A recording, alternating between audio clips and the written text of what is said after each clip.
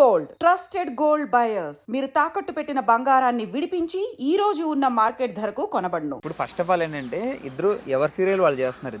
మీరిద్దరు ఇప్పుడు ఇద్దరినే కలిపి ఫ్యామిలీ నెంబర్ వన్ షోలో ఎట్లా చేయాలని ఐడియా మీకు చెప్పినప్పుడు ఎట్లా ఫీల్ అయ్యారు మీరు? మేబీ నాకు తెలిసి వాళ్ళందరినీ చూస్తూ ఉన్న టైంలో అయాన్ష్ కొంచెం మా యూట్యూబ్లో వీటిల్లో మాట్లాడడం కానీ ఇన్స్టాగ్రామ్స్లో కానీ వీటిలో చాలామంది అయాన్ష్ గురించి అడుగుతూ ఉంటారు.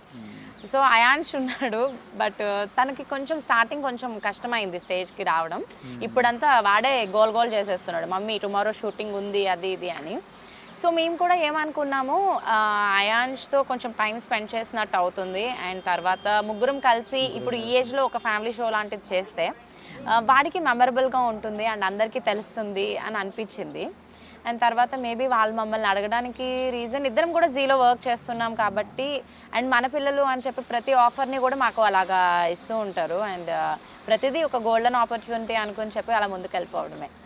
అంటే ఇప్పుడు ఓకే, మీకు సినిమాలు సీరియల్స్ చూడండి బాగున్నాయి. స్టార్టింగ్ స్టేజ్లో కొంచెం కష్టపడి తమిళ్ షార్ట్ ఫిల్మ్ అవి చూస్తారు, తమిళ్లోకి వెళ్ళారు ఇక్కడ నుంచి. సో మళ్ళీ ఇక్కడికి వచ్చారు అంటే స్ట్రగుల్స్ ఎట్లా?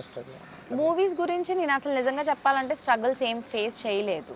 అంటే ఫైనాన్షియల్గా మా ఫాదర్ అండ్ మదర్ మేము హైదరాబాద్ వచ్చిన తర్వాత మేము ఫేస్ చేసాం. కానీ డాడీ సూపర్ స్టార్ కృష్ణ గారు వాళ్ళ ఇంట్లో వర్క్ చేస్తూ ఉన్నప్పుడు ఫంక్షన్కి వెళ్ళాను నేను. అలాగా నాకు ఈ ఆపర్చునిటీస్ అన్నీ వచ్చాయి. బట్ డాడీ ఏంటి అని అంటే అప్పుడు చాలా ఇప్పుడు అంటే మనకి ఈ యూట్యూబ్స్ వల్ల కానీ ఏదో ఒక ద్వారా మనకి ఒక ఆఫర్ అనేది ఇస్తున్నారు మన వాళ్ళు. కానీ అప్పుడు అలా కాదు కదా. సో టాలెంట్గా ఉన్నా కూడా ఎలా చూసి రికగ్నైజ్ చేసి ఇచ్చేవాళ్ళు కాదు.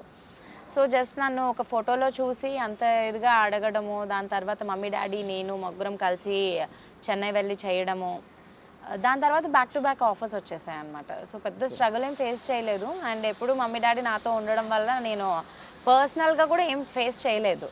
కృష్ణ గారిని కలిసారా మీరు? అంటే డాడీ అక్కడ వర్క్ చేశారు కదా, సో ఒక ఇన్సిడెంట్స్ ఏమన్నా ఒకటి? కృష్ణ గారు అప్పటికి కొంచెం ఏజ్డ్గా ఉన్నారు కాబట్టి ఆయనతో కంటే అమ్మ విజయనిర్మల అమ్మగారు బాగా మాట్లాడారు. ఎంతమంది తిరుగుతున్నారు బయట ఆఫర్స్ కోసం, నీకు వస్తే ఎందుకు చేయను అంటున్నావు, చదువుకుంటూనే చెయ్యమ్మా అని చెప్పారనమాట. ఎప్పుడు కలవలేదు. బట్ డాడీ వాళ్ళ కాటేజ్ ఏదో ఒకటి చేశారు, డాడీ కలిసారు, బట్ నేను ఎప్పుడు కలవలేదు. అంటే మీరు ఇండస్ట్రీలో ఉన్నారు కాబట్టి మీకు ఇంట్లో వాళ్ళు ఏమనలేదు మిమ్మల్ని ఇలా ఇండస్ట్రీలోకి వస్తా అంటే ఏమనలేదు?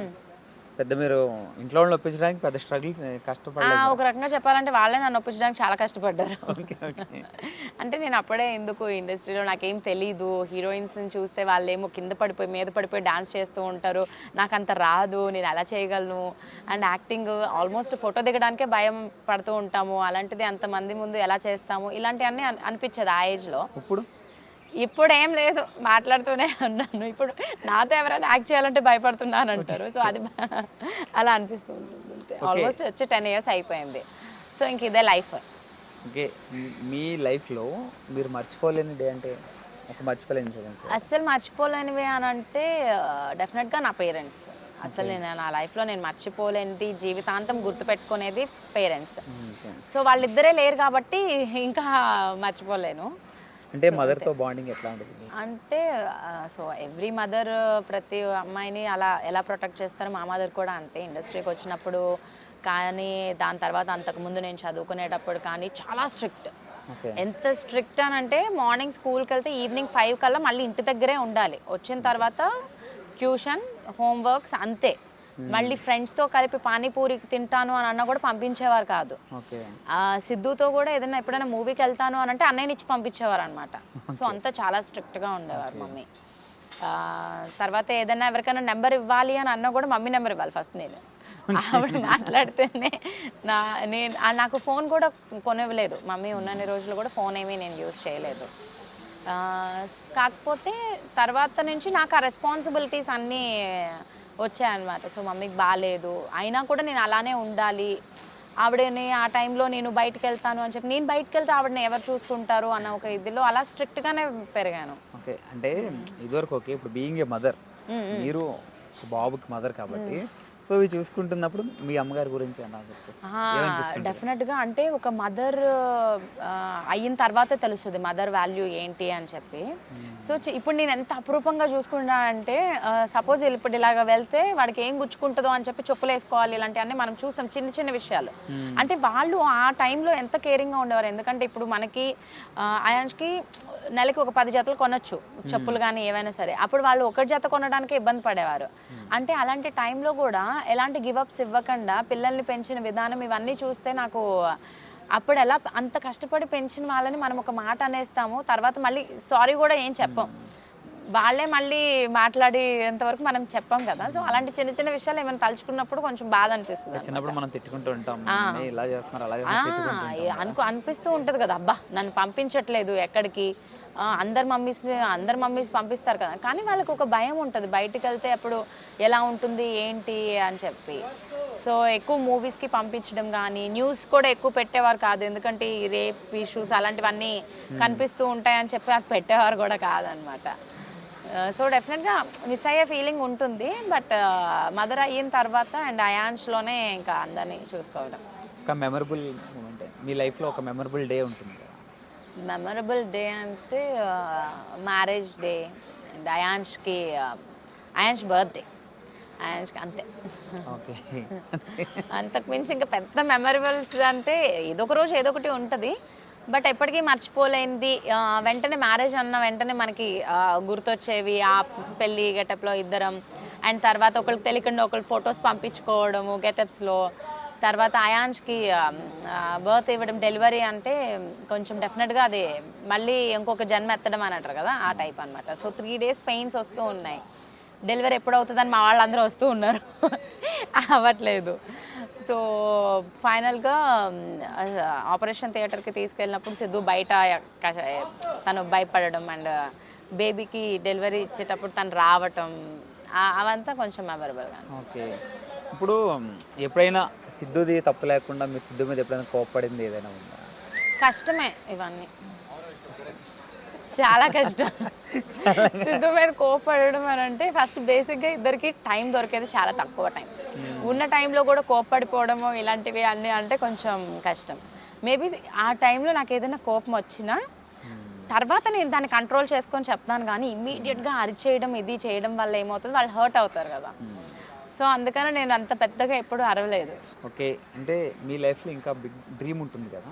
డ్రీమ్ నో, డ్రీమ్స్ ఏం లేవు, ఎందుకంటే డ్రీమ్స్ పెట్టుకుంటే ఆ డ్రీమ్స్ని చేసేంతవరకు పరిగెడుతూ ఉండాలి.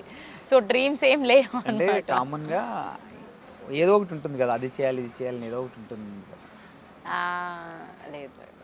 లేదు, ఇలానే చక్కగా మంచి మంచి క్యారెక్టర్స్ అయ్యి చేసుకుని ప్రతి ఒక్కరు కూడా ఓకే మన అమ్మాయి అన్నట్టు ఇప్పుడు అలానే ఉంటున్నారు కాబట్టి ఆ నేమ్ ఎక్కడ పోకూడదు. దాని తర్వాత దీనికంటే బెస్ట్ క్యారెక్టర్స్ ఇంకా ఇప్పుడు హాసినిగా నన్ను చూసినప్పుడు మళ్ళీ ఇంకొకసారి కామెడీ రోల్ లాగా చేస్తే అంత మళ్ళీ ఆడియన్స్ ఎలా రిసీవ్ చేసుకుంటారో తెలీదు. సో అలా డిఫరెంట్ క్యారెక్టర్స్ చేసి కొంచెం బోర్ కొట్టకుండా లైఫ్ ఒక మంచి వైఫ్గా మంచి మదర్గా అలా. అంటే జనరల్గా ఒక అమ్మాయి ఎట్లా అంటే చెప్తున్నారంటే ఒక యాక్ట్రెస్గా కాకుండా మీరు ఒక అమ్మాయి ఒక ఇంట్లో ఒక అమ్మాయి ఎట్లా చెప్తుందో ఆ టైప్లో చెప్తున్నారు మొత్తం ఆ డ్రీమ్స్ అవి కూడా. అంటే అంత న్యాచురల్గా అలా ఎందుకు అని అంటే అదే చెప్తున్నాను కదా, డ్రీమ్స్ అన్ని పెట్టుకుని వాటిని చేసుకోవడం కోసం ఇవన్నీ కష్టం. లైఫ్ ఆల్రెడీ ఒక ట్రాస్ పెట్టేసి ఉంటుంది, ఇది అలానే జరుగుతుంది.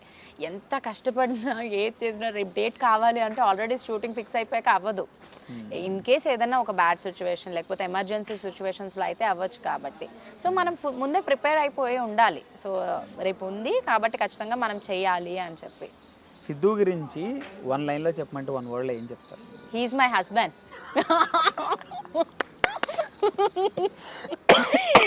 లేకపోతే హస్బెండ్ ఆఫ్ విష్ణు. లేదు ఐ యామ్ హిజ్ వైఫ్.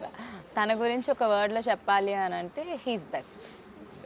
అంటే నేను మామూలుగా బయట చాలామంది అబ్బాయిలని చూస్తూ ఉంటాం కదా, సో ప్రతి ఒక్కరిలో ఒక మైనస్ ఒక ప్లస్ అనేది డెఫినెట్గా ఉంటుంది. సిద్ధులో కూడా ఉంటుంది, బట్ అందరు అబ్బాయిల్లో ఉన్న మైనస్ ప్లస్లు ఉండవు. అంటే తను ఫ్యామిలీకి ఇచ్చే ఇంపార్టెన్స్ కానీ తన వర్క్కి ఇచ్చే ఇంపార్టెన్స్, వర్క్ డెడికేషన్ కానీ ఇది ఇప్పుడు నేను ఏదైనా ఒకటి చెప్పాను అంటే ఎందుకు ఏంటి అని ఒక 10 క్వశ్చన్స్ ఉండవు. సపోజ్ నేను ఒక రూపాయి క్వశ్చన్లు ఖర్చు వేసినా చివరికి అదే చేయాలి మళ్ళీ. యా, ఒక రూపాయి నేను ఖర్చు పెట్టుకున్నాను అని చెప్పినా ఎందుకు చేసావు, ఇది ఇప్పుడు ఖర్చు పెడితే ఎలా రేపు, అలా ఏమి ఉండదు. ఓకే, తిని ఏది చేసినా ఆలోచించి చేస్తుంది అనే ఒక నమ్మకం నా మీద ఉంటుంది కదా, అది నాకు చాలా ఇష్టం అనమాట. సో నమ్మినందుకు మనము ఇంకా ఆ నమ్మకాన్ని నిలబెట్టుకోవాలి అని ఎప్పటికప్పుడు మా బాండ్ అలాగా స్ట్రాంగ్ అవుతూ ఉంటుంది. మీ అత్తయ్య మావయ్య అత్తయ్య మావయ్య అంటే ఇంకా సెకండ్ పేరెంట్సే ఆల్మోస్ట్. ఎందుకంటే నేనేం చేసినా దాన్ని వంక పెట్టుకుని సిద్ధునే తిడతారు తప్ప నన్ను ఒక మాట కూడా అనరు అనమాట. పాపం అది సిద్ధు సిద్ధు భలే చాలా కోపం వస్తుంది.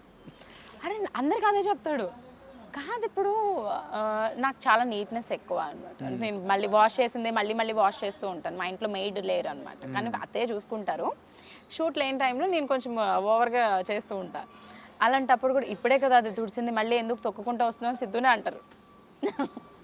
సో దానివల్ల తనకి ఏమనిపిస్తుంది అని అంటే నాకేం సపోర్ట్ లేదు, దానికే సపోర్ట్ ఉంది అని అనిపిస్తూ ఉంటుంది. సూపర్ అండి. Once again thank you so much. Thank you. Wonderful interview. Thank you so much. Thank you. Okay, yeah, ఇది మన బ్యూటిఫుల్ విష్ణుప్రియ గారితో special chit chat. This is Venky signing.